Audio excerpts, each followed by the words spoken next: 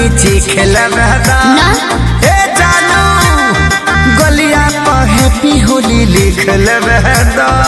पाना पर लिखल गाल पे ना लिखल जाला। हाँ हाँ फगुआ हम उठला भी त नीचे खेलबेदा गलिया पर हैप्पी होली लिख लेबेदा।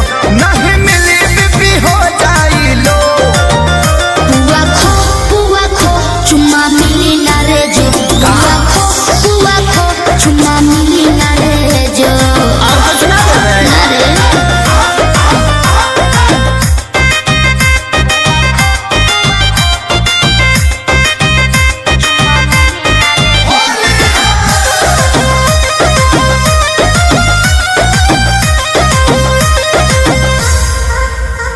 घर में से जान पुआ पकवान यही खा के भांग वाला दूध पूरा पियने दबा गया।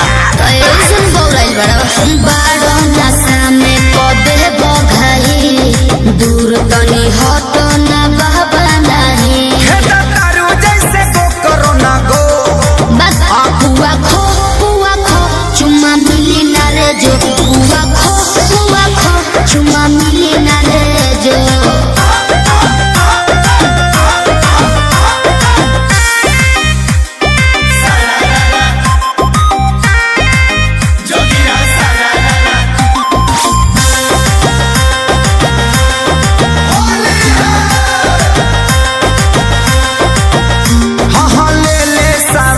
समय आजाद होलिया में मौले गुलाल प्यार लाल चोलिया में।